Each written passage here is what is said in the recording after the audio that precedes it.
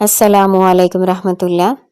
हम इसम गैर मुतमक्कन यानी मबनी की इकसाम पढ़ रहे हैं। 5 किस्में हम पढ़ चुके हैं। आज हम छठी किस्म पढ़ेंगे इंशाअल्लाह ताला, जिसका मौजू है अस्माए ज़रूफ़। अस्माए ज़रूफ़ वो अस्मा होते हैं जिसमें जगह या वक्त का मानी पाया जाए। इसकी 2 किस्में होते हैं, इसम ज़र्फ़ ज़मा और इसम ज़र्फ़ मकान। पहले इसमें ज़र्फ़ ज़मा देखते हैं। देखिए कुछ अल्फाज दिए गए हैं, इज़, इज़ा, मता, कैफ़ा, अय्याना, अमसी, मुज़, मुज़्ज़ु, कत्तु, औज़ु, क़ब्लु, बादु। ये वो अल्फाज हैं जो किसी ज़माने या वक्त को ज़ाहिर करते हैं, इसलिए इन्हें ज़र्फ़ ज़मा कहते हैं। देखिए पहला लफ्ज़ है इज़ माजी के लिए इस्तेमाल होता है। अगरचे मुस्तकबिल पर भी दाखिल हो तो तब भी ये माजी का मानी ही देगा। इसके बाद इस्मिया और फेलिया दोनों जुमले आ सकते हैं। मिसाल देखें, जी तू का इज़ तलाअत शम्सु, जी तू मैं आया का आपके पास, इज़ जब, तलाअत तुलू हुआ, शम्सु सूरज जब सूरज तुलू हुआ मैं आपके पास आया। यानी ये माजी के मानी दे रहा है ना। व इज़ा शम्सु तालियातुन दूसरी मिसाल है, वा और इज़ जब शम्सु सूरज तालियातुन तुलू हुआ। अगला लफ्ज़ है इज़ा मुस्तकबिल के लिए इस्तेमाल होता है। इसका आम इस्तेमाल मुस्तकबिल के लिए, इस जो है वो माजी के लिए होता है ना, और इज़ा मुस्तकबिल के लिए आता है। और अगर माजी पर इज़ा आ जाए तो उसको भी मुस्तकबिल के मानी में दे देता है। जैसे कुरान में सूरह फतह है, इज़ा जाअ नस्रुल्लाह, जब आ जाएगी मदद अल्लाह की। जाअ ये फेल माजी है ना, लेकिन इज़ा के लगने से अब ये मुस्तकबिल का मानी देगा, जब अल्लाह की मदद आ जाएगी, इसका ऐसे तर्जुमा बनेगा। दूसरी मिसाल है, आती का इज़ा तलाअत शम्सु, मैं आपके पास आऊँगा जब सूरज तुलू होगा। यानी ये मुस्तकबिल के लिए आया ना, मुसारे के लिए इसका इस्तेमाल आया। कभी इज़ा का इस्तेमाल मफाजात के लिए भी आता है। मफाजात का मतलब होता है अचानक कोई चीज़ नमूदार हो जाना। तो देखिए मिसाल लिखी हुई है, खरजतु फ़इज़ा सबउ वाकिफ़ुन, खरजतु मैं निकला बस अचानक दरिंदा खड़ा था। यानी वो डर गया ना अचानक दरिंदे को देख के, तो ये मफाजात के लिए इज़ा का इस्तेमाल है। आगे अगला हर्फ देखें, मता। तो मता के इस्तेमाल बताए गए कि शर्त है और इस्तफाम है। या मता शर्त के लिए आएगा या सवाल पूछने के लिए आएगा। मिसालें देखें, मता तसुम असुम, जब तुम रोज़ा रखोगे तो मैं रोज़ा रखूँगा, ये शर्त की मिसाल हो गई। मता तुसाफिर, तुम कब सफ़र करोगे, ये अब इस्तफाम की मिसाल है। यानी इसमें सवाल पूछा गया ना, मता कब, इसका तर्जुमा किया गया तुम कब सफ़र करोगे। अगला हर्फ है कैफ़ा। कैफ़ा हाल दरियाफ्त करने के लिए आता है। जैसे मिसाल दी गई है, कैफ़ा अंता, आप कैसे हैं। अई फ़ी अय्यी हालिन अंता, यानी आप किस हाल में हैं। अय्याना वक्त मालूम करने के लिए आता है। जैसे मिसाल देखें, अय्याना कब है, यौमु दिन, दीन फैसले का, फैसले का दिन कब है। अमसी, अमसी का मानी है कल। मिसाल दी गई है, जाअनी ज़ैदुन अमसी, जैद मेरे पास कल आया। मुज़ और मुंजू ये दोनों काम की इब्तदाई मुद्दत बताते हैं। मिसाल देखें, मा रअयतुहु मुज़ यौमिल जुमुआता, मा नहीं, रअयतुहु मैंने उसको देखा, मुज़ यौमिल जुमुआती जुमा के दिन से, मैंने उसे जुमा के दिन से नहीं देखा। ये दोनों अल्फाज कभी कभी पूरी मुद्दत के लिए भी आ जाते हैं। जैसे मा रअयतुहु मुंज़ु यौमैनी, माँ नहीं, रायतुहु मैंने उसको देखा, मुंजु यौमैनी 2 दिन से, यानी एक में वक्त नहीं बताया गया था, अब इसमें वक्त भी बता दिया गया कि 2 दिन से मैंने उसे नहीं देखा। दोनों के लिए मुज और मुंज इस्तेमाल किया जा सकता है। कत्तु ये माजी मनफी की ताकीद के लिए आता है। जैसे मिसाल दी गई है, मा ज़रबतुहु कत्तु, मैंने उसे कभी भी नहीं मारा। औज़ु ये मुस्तकबिल मनफी की ताकीद के लिए आता है। मिसाल दी गई है, ला अज़रिबुहु औज़ु, मैं उसे कभी नहीं मारूंगा। यानी कत्तु ये माजी मनफी की ताकीद के लिए आता है ना, इसी तरह औज़ु मुस्तकबिल मनफी की ताकीद के लिए आता है। आगे देखें, कब्लु व बादु। कब्लु का मानी होता है पहले और बादु का मानी होता है बाद। ये उस वक्त इस्तेमाल किए जाते हैं जबकि ये मुज़ाफ हो और मुज़ाफ इलैह मुतकल्लम की नीयत में हो। जैसे देखें आयत दी गई है, लिल्लाहिल अम्रु मिन कब्लु व मिन बादु, लिल्लाही अल्लाह के लिए है अम्रु अमर या हुक्म, मिन कब्लु पहले, व मिन बादु और बाद में। आगे देखिए अरबी लिखी हुई है आई मिन कबली कुल्ली शैइन व मिन बादी कुल्ली शै, यानी हर चीज से पहले और हर चीज के बाद।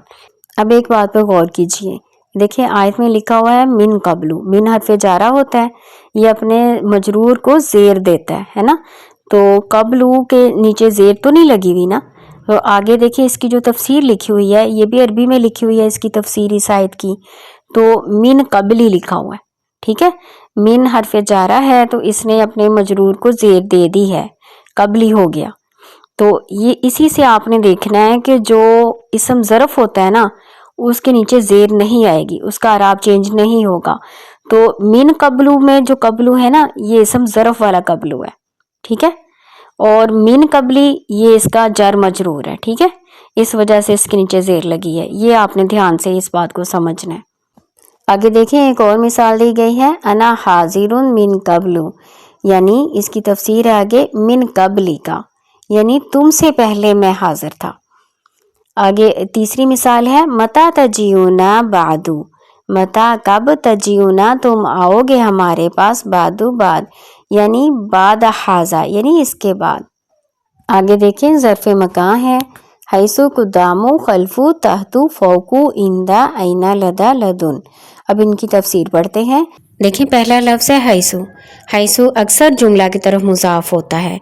जैसे मिसाल देखें इजलिस हैसु ज़ैदुन जालिसुन, इजलिस बैठो हैसु जहाँ ज़ैदुन ज़ैद जालिसुन बैठा है, यानी इसकी आगे तफसीर देखें, यानी इजलिस मकाना जुलूसी ज़ैदिन, यानी बैठो ज़ैद के बैठने की जगह पर। तो ये जगह का जिक्र है ना, मकाम में जगह का जिक्र होता है। कुद्दामु खल्फू, जैसे काम नासु कुद्दामु व खल्फू, कुद्दामु आगे को कहते हैं, खल्फू पीछे को कहते हैं। कामा खड़े हैं, नासु लोग, कुद्दामु आगे व खल्फू पीछे। आगे इसकी तफसीर लिखी हुई है इस फिक्रे की, यानी कुद्दामा हूँ व खल्फा हूँ, यानी उसके आगे और उसके पीछे। अगला फिक्रा है ताहतु व फौकू, ऊपर और नीचे। ताहतु नीचे होता है, फौका ऊपर होता है। तो इसकी मिसाल दी गई है जलसा ज़ैदुन ताहतु, जलसा बैठा है, ज़ैदुन ज़ैद ताहतु नीचे, व साइदा और चढ़ा है, अमरुन अमर, फौकू ऊपर, आई तहत शजरती। आगे आप इसकी तफसीर बता रहे हैं किसके ऊपर, आई तहत शजरती यानी नीचे दरख्त के, व फौका शजरती और ऊपर दरख्त के, मसलन मिसाल है। अच्छा अगला लफ्ज़ है इंदा, इंदा इसकी मिसाल दी गई है अलमालू इंदा ज़ैदिन, माल ज़ैद के पास है।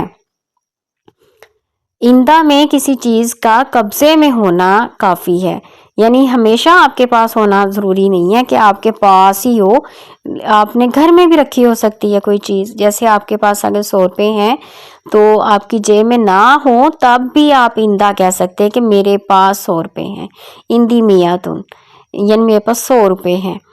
आपके पास जेब में नहीं भी है, आपने घर भी रखे हुए, तब भी आप इंदा का लफ्ज़ इस्तेमाल कर सकते हैं, ठीक है। मिसाल दी गई है अलमालू इंदा ज़ैदिन, माल ज़ैद के पास है। अगला देखें ऐना व अन्ना, दोनों इकट्ठे हैं, इनका इस्तेमाल बताया गया है कि ये इस्तफाम के लिए भी आ सकते हैं। इस्तफाम की मिसाल देखें ऐना तज़हबू, तुम कहाँ जाते हो, अन्ना तक़उदू, तुम कहाँ बैठोगे, अन्ना का मतलब क्यों कर या कहाँ। और शर्त के लिए भी ये दोनों लफ्ज़ इस्तेमाल होते हैं। जैसे आगे शर्त की मिसाल दी गई है अन्ना तजलिस अजलिस, जहाँ तुम बैठोगे मैं वहाँ बैठूंगा। और दूसरी मिसाल है अन्ना तज़हबु तज़हब अज़हब, जहाँ तुम जाओगे वहाँ मैं जाऊँगा। अन्ना कैफा के मानों में भी इस्तेमाल होता है जबकि फ़ेल के बाद आए। जैसे देखिए मिसाल दी गई है आयत मुबारक है फ़ातु हरसकुम अन्ना शिअतुम, फातु आओ हरसकुम अपनी खेती में, अन्ना जहाँ से, शिअतुम तुम चाहो, जहाँ से तुम चाहो वहाँ से आओ, यानी यहाँ पे अन्ना कैफा के मानों में इस्तेमाल हुआ है। अच्छा आगे देखें लदा और लदुन, ये दोनों इंदा के मानी में इस्तेमाल होते हैं, यानी लदा और लदुन इसका मानी भी करीब या पास होता है, لیکن ایندہ میں اور لدہ لدن میں فرق ہے۔ ایندہ میں نے آپ کو پہلے بتایا کہ ایندہ کے لیے چیز کا ہر وقت آپ کے پاس موجود ہونا ضروری نہیں ہے، بس آپ کے قبضے میں ہونا ضروری ہے۔ لیکن لدہ اور لدن کے لیے یہ ہے کہ مال آپ کے پاس یا کوئی بھی چیز ہے وہ آپ کے پاس اس وقت موجود ہو، آپ کی جیب میں ہو، آپ کے پاس ہو، تو پھر آپ لدہ لدن کہیں گے۔ جیسے المال لدہ زیدن، یہ اس وقت کہیں گے جب مال اس کے پاس موجود ہو، اس کی جیب میں ہو، ٹھیک ہے نا، یہ مثال دی گئی ہے۔ اچھا آگے فائدہ دیکھیں، قبلو بعدو تحتو فوقو قدامو خلفو حیثو کتو اوزو، یہ سارے ضمہ والے یعنی ان کا اعراب ہمیشہ پیش کے ساتھ آئے گا۔ پھر آگے الفاظ دیے گئے ایانا کیفا اینا، یہ تین الفاظ ہمیشہ فتح پر مبنی ہوں گے، یعنی ان کے اوپر ہمیشہ زبر ہی آئے گی۔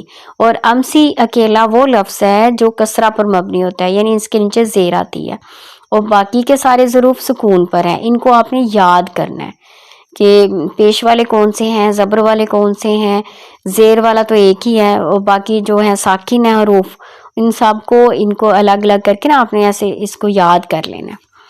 دوسرا فائدہ دیکھیں، ظروف غیر مبنی جب جملہ یا اس کی طرف مضاف ہو تو ان کا فتح پر مبنی ہونا جائز ہو جاتا ہے، یعنی وہ پیش کے ساتھ بھی آ سکتے ہیں اور زبر کے ساتھ بھی آ سکتے ہیں۔ جیسے مثال دیکھیں، آیت مبارکہ دی گئی ہے ھذا یوم ینفع الصادقین صدقہم، یہاں پر یوم کو مفتوح پڑھنا جائز ہے، جیسے یومئذن، حینئذن، ٹھیک ہے نا۔ یہ جو لفظ یومو ہے نا، جب یہ اس کے ساتھ مل کر آئے گا تو پھر اس کو یوما بھی پڑھ سکتے ہیں، جیسے دیکھیں لکھا ہوا ہے یومئذن، اور ہینا کے ساتھ از ہو تو اس کو ہم ملا کے ایسے پڑھیں گے حینئذن۔